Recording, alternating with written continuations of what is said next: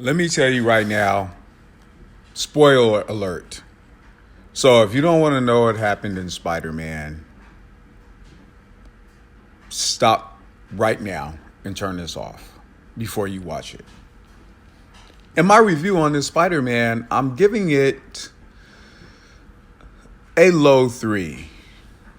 Just because I'm an old school, I'm an old head. I didn't like the change in Spider-Man. It was I could never get with all the gimmicks and gadgets that Iron Man left this Spider-Man.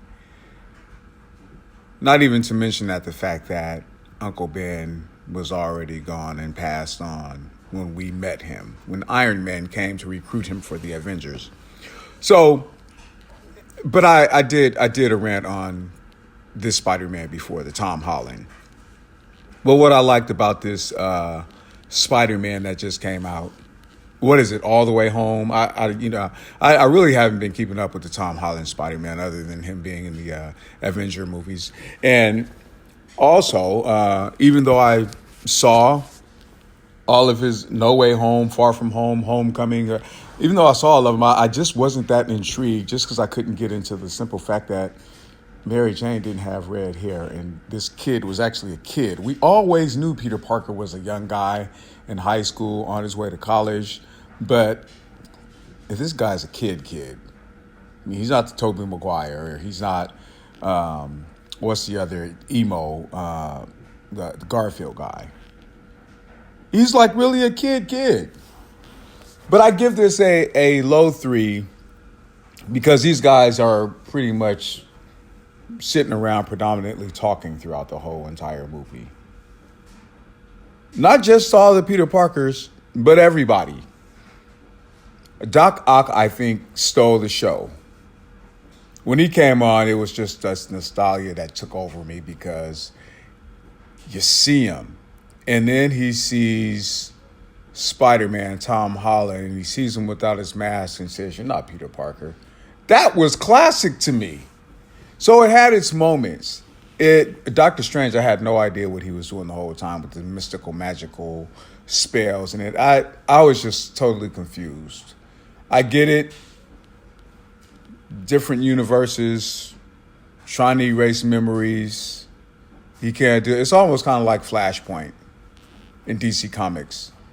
By the way, the Marvel Universe took a stab at DC when the character Flash, Peter Parker's protagonist came up and antagonist. Well, when the enemy of Peter Parker came up and he had a book saying, "My new book's coming out. It's called Flashpoint." I got it.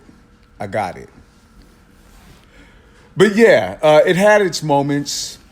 Andrew Garfield, I think, got redemption because he never got over the fact that he killed Gwen Stacy. And at some point in time in the movie, Mary Jane was falling from the sky.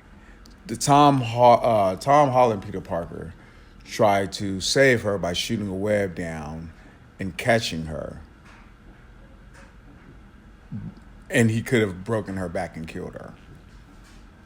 A la Andrew Garfield in The Amazing Spider-Man. But who's down there, the catcher? That's right. Andrew Garfield catches Mary Jane and saves her. And he's redeemed from all of that. And there was an intimate conversation on what was going on with all three Peters. Because remember, Andrew Garfield, I don't believe, he didn't meet Mary Jane. Gwen Stacy died off and was killed. And then that was the end of Spider-Man, The Amazing Spider-Man. And Tom Holland comes out, and now we have this Spider-Man. So he got a little bit of redemption. Peter Parker's talking about the death of Uncle Ben. The Peter Parker from... You see how this is all over the place? The Tobey Maguire Peter Parker. And this is crazy. Aunt May dies, gets killed by the Green Goblin. Before she dies, you know what her last words are to the Tom Holland Peter Parker? You guessed it. With great power comes great responsibility. That is not your line. Everyone knows that's Uncle Ben's line. But yet we have it. Here it is. So Tom Holland meets Electro, Jamie Foxx. He meets the Sandman. He meets Dr. Octopus, and he meets who's the other guy? I think the Lizard's there, and Green Goblin. I think it's 5 of them or 6 of them. Anyway, so he's sitting around with all of them, having a conversation, drinking a cup of coffee, saying, "I can help you guys and send you back to your worlds." You're sitting around with a bunch of it. I didn't understand that. At some point, these guys are enemies of Spider-Man and other universes. You don't think these guys at some point are going to come at you crazy? And get it.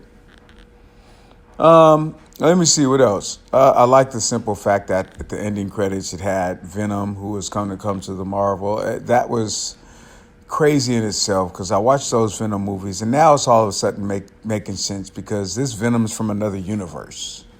Reminds me of DC, Earth 1, Earth 2, different Supermans. And that's what I can't get into with the DC and Marvel movies now. They just don't... I just rather get a comic book out and read. But then again, the comic books now are, This just in, I found out that Ned is Hobgoblin. Did I mention that already? Yeah, Ned's Hobgoblin. That's interesting. They have different versions of Hobgoblin. But, yeah, I give it a low 3. It had its points. It was kind of slow and dry for me, but I'm an old head. But anyway, yeah. It's worth going seeing. That's just my rant.